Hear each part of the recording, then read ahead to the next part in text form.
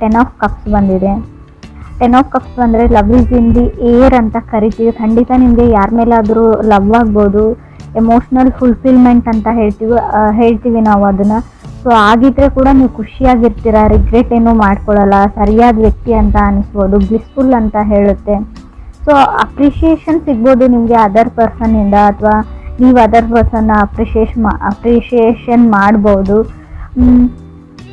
ಕೆಲವ್ರಿಗೆ ತುಂಬ ಸ್ಕಿನ್ನಲ್ಲಿ ಗ್ಲೋ ಇರುತ್ತೆ ಅಂತ ಕೂಡ ಕಾರ್ಡ್ ಹೇಳ್ತಾ ಇದೆ. ಕಾಮ್ನೆಸ್ ಇನ್ ಲೈಫ್ ಅಂತ ಹೇಳ್ಬೋದು, ಪೀಸ್ಫುಲ್ನೆಸ್ ಇರುತ್ತೆ ಅಂತ ಹೇಳ್ಬೋದು, ಸ್ಟೆಬಿಲಿಟಿ ಹೇಳ್ತೀನಿ. ಟೆನ್ ಆಫ್ ಕಪ್ಸ್ ನೀವೇನು ಅಂದ್ಕೊಂಡಿರ್ತೀರ ಕೆಲವೊಂದು ಔಟ್ಪುಟ್ಗಳು ನಿಮಗೆ ಸಿಗುತ್ತೆ ಈ ಮಂತ್ ಅವ್ರಿಗೆ ಅಂತ ಹೇಳುತ್ತೆ, ಲವ್ ಲೈಫಲ್ಲಿ ಸ್ಪೆಷಲಿ. ಸೊ ಆಫರ್ಸ್ ಬರುತ್ತೆ, ಪ್ರಪೋಸಲ್ಸ್ ಬರುತ್ತೆ, ನಿಮಗೆ ಚೆನ್ನಾಗಿರೋ ಮನಿತನ, ಚೆನ್ನಾಗಿರೋ ಫ್ಯಾಮ್ಲಿ ಕಡೆಯಿಂದ ಆಫರ್ಸ್ ಬರುತ್ತೆ ಅಂತ ಕೂಡ ಹೇಳ್ಬೋದು. ಸೆಟಲ್ ಆಗಿರೋ ಫ್ಯಾಮ್ಲಿ ಇರುತ್ತೆ ಅವ್ರದ್ದು. ಸೆಕೆಂಡ್ ಕಾರ್ಡ್ ನನಗೆ ನೈಟ್ ಆಫ್ ವಾಂಡ್ಸ್ ಬಂದಿದೆ. ಟೆನ್ ಆಫ್ ಕಪ್ಸ್ ಮತ್ತು ನೈಟ್ ಆಫ್ ವಾಂಡ್ಸ್ ಬಂದರೆ ನೀವು ಯಾರನ್ನು ಅಟ್ರ್ಯಾಕ್ಟ್ ಮಾಡ್ತೀರಾ, ಯಂಗರ್ ಪರ್ಸನ್ ಇದ್ದಾರೆ ಅವರು ನಿಮಗಿಂತಲೂ, ಯಾವಾಗಲೂ ನಿಮ್ಮನ್ನು ಅಬ್ಸರ್ವ್ ಮಾಡ್ತಾರೆ, ನೋಡ್ತಾ ಇರ್ತಾರೆ ಅಂತ ಹೇಳ್ಬೋದು.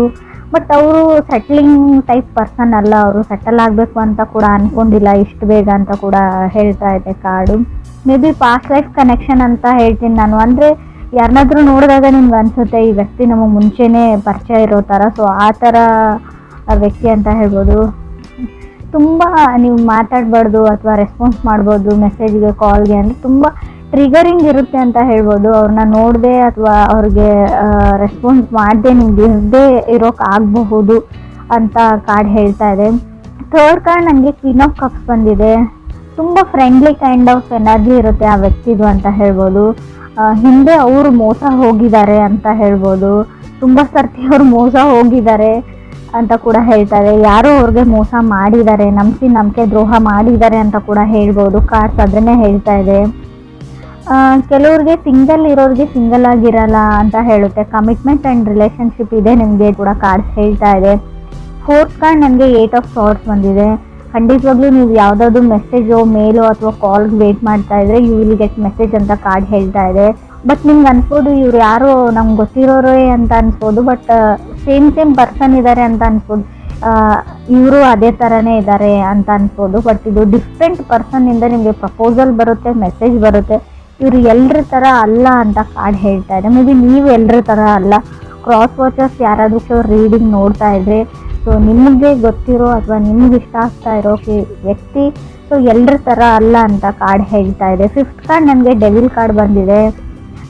ಹೇಳ್ತೀವಲ್ಲ ನಮಗೆ ನಾವೇ ಶತ್ರುಗಳು ಅಂತ, ಹಾಗೆ ಡೆವಿಲ್ ಕಾರ್ಡ್ ಬಂದರೆ ನಿಮಗೆ ನೀವೇ ಶತ್ರು ಆಗ್ತಾ ಇದ್ದೀರಾ ಅಂತ ಹೇಳ್ಬೋದು.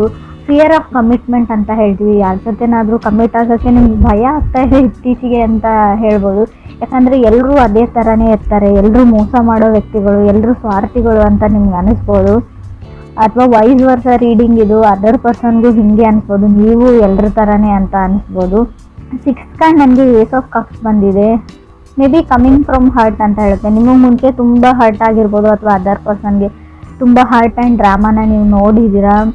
ಬಟ್ ಇಲ್ಲಿ ಅಂದರೆ ಮೂನ್ ಬೇಸ್ ನಕ್ಷತ್ರ ಅಂತ ಹೇಳ್ತೀವಿ. ಸ್ವಲ್ಪ ಮೂಡಿ ಇರ್ತಾರೆ ಆ ಪರ್ಸನ್, ನೀವು ಅಥವಾ ಅದರ್ ಪರ್ಸನ್ ತುಂಬ ಮೂಡಿ, ಜಾಸ್ತಿ ಮಾತಾಡಲ್ಲ. ಸೊ ಯಾವಾಗಾದರೂ ಮೂಡ್ ಬಂದಾಗ ಅಷ್ಟೇ ತುಂಬ ಮಾತಾಡ್ತೀರಾ, ಇಲ್ಲ ಅಂದರೆ ಇಲ್ಲ, ಸುಮ್ಮನೆ ಇರ್ತೀರಾ ಅಂತ ಕೂಡ ಏಸ್ ಆಫ್ ಕಪ್ಸ್ ಹೇಳ್ತಾ ಇದೆ. ಸೆವೆಂತ್ ಕಾರ್ಡ್ ನನಗೆ ಹೈರ್ಫೆಂಟ್ ಬಂದಿದೆ. ಹೈರ್ಫೆಂಟ್ ಕಾರ್ಡ್ನ ನಾವು ಮ್ಯಾರೇಜ್ ಪ್ರಪೋಸಲ್ ಕಾರ್ಡ್ ಅಂತ ಹೇಳ್ತೀವಿ. ಪ್ರಪೋಸಲ್, ರಿಲೇಷನ್ಶಿಪ್, ಮ್ಯಾರೇಜ್ ಅಂತ ಹೇಳ್ಬೋದು. ಯು ನೀಡ್ ಟು ರೆಡಿ ಅಂತ ಹೇಳ್ತೀನಿ. ನಿಮಗೆ ಮನೆಯಲ್ಲಿ ಏನಾದರೂ ಪ್ರಪೋಸಲ್ ಹುಡುಕ್ತಾ ಇದ್ದಾರೆ, ಮದುವೆ ಮಾಡಬೇಕು ಅಂತ ಅಂದ್ಕೊಂಡಿದ್ದಾರೆ ಫ್ಯಾಮ್ಲಿ ಅಂದರೆ ನೀವು ರೆಡಿಯಾಗಿರಿ ಅಂತ ನಾನು ಹೇಳ್ತೀನಿ. ಯಾಕಂದರೆ ಇಷ್ಟರಲ್ಲೇ ನಿಮ್ಮ ಮದುವೆ ಫಿಕ್ಸ್ ಆಗುತ್ತೆ, ಸೊ ಎಂಗೇಜ್ಮೆಂಟ್ ಫಿಕ್ಸ್ ಆಗುತ್ತೆ ಅಂತ ಕೂಡ ಕಾರ್ಡ್ಸ್ ಹೇಳ್ತಾ ಇದೆ.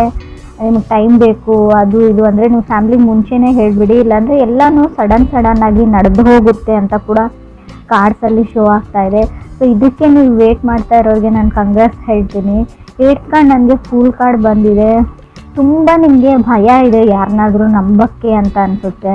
ಸೊ ಟ್ರಸ್ಟ್ ಇಶ್ಯೂಸ್ ಅಂತ ಹೇಳ್ಬೋದು. ಯಾರನ್ನೂ ಎಲ್ಲರ ಮೇಲೂ ನಂಬಿಕೆ ಕಳ್ಕೊಂಡಿದ್ದೀರಾ ಕೆಲವರು ಅಂತ ಹೇಳುತ್ತೆ, ಎಲ್ರಿಗೂ ಅಲ್ಲ. ಫೂಲ್ ಕಾರ್ಡ್ ಮೇ ಬಿ ನೀವು ಸ್ಟೂಡೆಂಟ್ಸ್ ಆಗಿದ್ದರೆ ಅಥವಾ ಸೊ ನಾರ್ಮಲಿ ಏನಾದರೂ ಸ್ಟಡೀಸ್ ಮಾಡ್ತಾ ಇದ್ರೆ ಓವರ್ ಕಾನ್ಫಿಡೆಂಟಲ್ಲಿ ಏನನ್ನೂ ಹೇಳಕ್ಕೆ ಹೋಗಬೇಡಿ, ಮಾಡೋಕ್ಕೆ ಹೋಗಬೇಡಿ ಅಂತ ಹೇಳ್ತೀನಿ. ಸಜೆಷನ್ ಥರ ತೊಗೊಳ್ಳಿ ನೀವು. ಹೇಳ್ತಾರಲ್ವ ನೆಲ ನೋಡ್ಕೊಂಡು ನಡೀರಿ ಅಂತ. ಸೊ ಹಾಗೆ 9th ಕಾರ್ಡ್ ನನಗೆ ಲವರ್ಸ್ ಕಾರ್ಡ್ ಬಂದಿದೆ. ಸೊ ನೀವೆಷ್ಟೇ ಈ ವ್ಯಕ್ತಿಯಿಂದ ದೂರ ಹೋಗಬೇಕು ಅಂತ ಅಂದ್ಕೊಂಡ್ರು ಕೂಡ ಅಷ್ಟೇ ಹತ್ತಿರ ಆಗ್ತೀರಾ. ಲಾ ಆಫ್ ಅಟ್ರಾಕ್ಷನ್ ಹಂಗೆ ವರ್ಕ್ ಆಗ್ತಾ ಇದೆ. ಸೊ ಆ ವ್ಯಕ್ತಿಯಿಂದ ನೀವು ದೂರ ಓಡೋಗೋಕ್ಕಾಗಲ್ಲ ಅಂತ ಕಾರ್ಡ್ ಹೇಳ್ತಾ ಇದೆ. ಲವರ್ಸ್ ಕಾರ್ಡ್ ಬಂದಿರೋದ್ರಿಂದ love is in the air ಅಂತ ಹೇಳ್ತೀನಿ. ತುಂಬ ಎಮೋಷ್ನಲ್ ಫುಲ್ಫಿಲ್ಮೆಂಟ್ ಇರುತ್ತೆ, ನೀವು ಖುಷಿಯಾಗಿರ್ತೀರಾ, ಎಮೋಷ್ನಲಿ ಸ್ಯಾಟಿಸ್ಫೈಡ್ ಆಗಿರ್ತೀರಾ. ಅವ್ರು ನೀವು ಅಥವಾ ನಿಮ್ಮನ್ನು ಕನೆಕ್ಟ್ ಆಗಿರೋ ಅದರ್ ವ್ಯಕ್ತಿ ಕೂಡ ಆಗಿರ್ಬೋದು. 10th ಕಾರ್ಡ್ ನನಗೆ 10 ಆಫ್ ಸಾರ್ಡ್ಸ್ ಬಂದಿದೆ. ಈ ವ್ಯಕ್ತಿ ಹೊಸ ವ್ಯಕ್ತಿ ಅಂತ ಹೇಳ್ತೀನಿ, ಹಳೆ ವ್ಯಕ್ತಿ ಅಂತ ಹೇಳಲ್ಲ.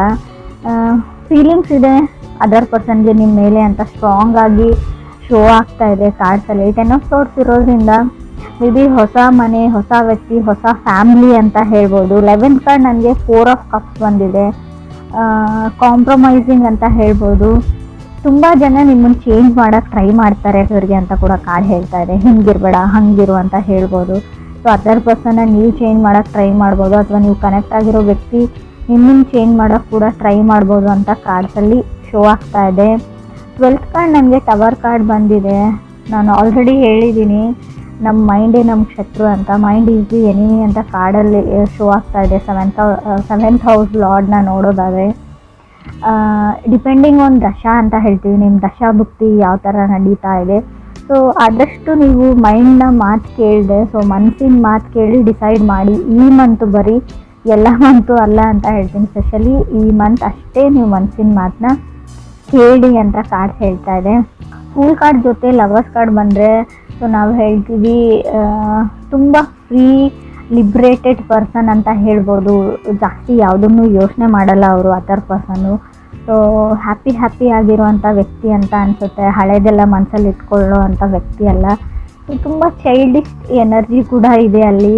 ಸೊ ಚಿಕ್ಕ ಮಕ್ಕಳ ಥರ ಆಡುವಂಥ ವ್ಯಕ್ತಿ ನೀವು ಅಥವಾ ಅದರ್ ಪರ್ಸನು.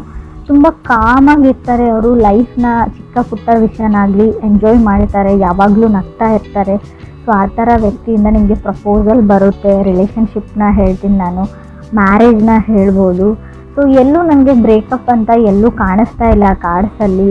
ಸೊ ನಿಮ್ಮದು ಬ್ರೇಕಪ್ ಆಗಿದ್ದರೆ ಫುಲ್ ಕಾರ್ಡ್ ಇರೋದ್ರಿಂದ ಮೇ ಬಿ ರೀಕನ್ಸಿಲೇಷನ್ ಕೂಡ ಆಗುವಂಥ ಚಾನ್ಸಸ್ ಇದೆ. ಇನ್ ಕೇಸ್ ನೀವು ಕಮ್ಯುನಿಕೇಷನ್ ಮಾಡೋಕ್ಕೆ ಟ್ರೈ ಮಾಡಿದರೆ, ಸೊ ಹಾಯ್ ಅಂತನಾದರೂ ಮೆಸೇಜ್ ಕಳಿಸಿದರೆ, ಸೊ ಒಂದು ಸರ್ತಿ ಟ್ರೈ ಮಾಡಿದರೆ ಪ್ಯಾಚಪ್ ಆಗೋ ಚಾನ್ಸಸ್ ಇದೆ. ಲವರ್ಸ್ ಕಾರ್ಡ್ ಇರೋದ್ರಿಂದ ರೀಕನ್ಸಿಲೇಷನ್ ಇಲ್ಲೂ ನಾನು ಸ್ಟ್ರಾಂಗಾಗಿ ಹೇಳ್ತೀನಿ. ನಿಮ್ಮ ಎಕ್ಸು ನಿಮ್ಮ ಲೈಫಲ್ಲಿ ಮತ್ತೆ ವಾಪಸ್ ಬರ್ತಾರೆ. ಸೊ ಹಾಗೆ ಹೊಸ ವ್ಯಕ್ತಿನೂ ಬರ್ತಾರೆ. ಲವರ್ಸ್ ಕಾರ್ಡ್ ಅಂದರೆ 2 ಆಪ್ಷನ್ಸ್ ಇರುತ್ತೆ. ನೀವು ಯಾವುದನ್ನು ಚೂಸ್ ಮಾಡ್ಕೊಳ್ತೀರಾ ಅನ್ನೋದು ಕೂಡ ನಿಮ್ಮ ಮೇಲೆ ಬಿಟ್ಟಿರುತ್ತೆ ಅಂತ ಕೂಡ ಕಾರ್ಡ್ಸ್ ಹೇಳ್ತಾ ಇದೆ. ಗುಡ್ ನ್ಯೂಸ್ ಅಂತ ಹೇಳ್ತೀನಿ ನಾನು. ಮೂನ್ ಬೇಸ್ ನಕ್ಷತ್ರ.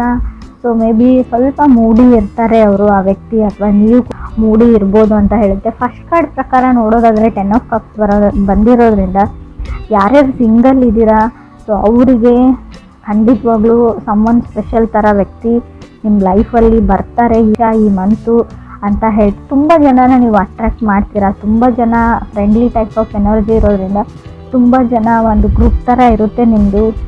ಯಾರನ್ನು ನೀವು ಚೂಸ್ ಮಾಡ್ಕೊಳ್ತೀರಾ ಅನ್ನೋದು ಕೂಡ ನಿಮ್ಮ ಮೇಲೆ ಬಿಟ್ಟಿರೋದು ಅಂತ ಅನಿಸುತ್ತೆ ನನಗೆ. 8 ಆಫ್ ಸಾರ್ಡ್ಸ್ ಕಾರ್ಡ್ ಇರೋದ್ರಿಂದ ಖಂಡಿತವಾಗ್ಲೂ ಕಮ್ಯುನಿಕೇಷನ್ನ ನಾನು ಹೇಳ್ತೀನಿ. ನೀವು ಯಾವುದಾದ್ರೂ ಮೆಸೇಜ್ಗೂ ಅಥವಾ ಕಾಲ್ಗೂ ವೇಟ್ ಮಾಡ್ತಾ ಇದ್ದರೆ you will get a message ಅಂತ ಕಾರ್ಡ್ ಹೇಳ್ತಾ ಇದೆ. ಬಟ್ ಡಿಫ್ರೆಂಟ್ ಒನ್ ಅಂದರೆ ನೀವು ಎಕ್ಸ್ಪೆಕ್ಟ್ ಮಾಡಿರೋ ವ್ಯಕ್ತಿಯಿಂದ ಮೆಸೇಜ್ ಬರುತ್ತೋ ಇಲ್ವೋ ಗೊತ್ತಿಲ್ಲ. So somebody from different person ಅಂತ ಹೇಳ್ತಾ ಇದೆ. ಪಾಸ್ಟ್ ಲೈಫ್ ಕನೆಕ್ಷನ್ ಹೇಳ್ತೀನಿ ನಾನು ಡೆವಿಲ್ ಕಾರ್ಡ್ ಇರೋದ್ರಿಂದ.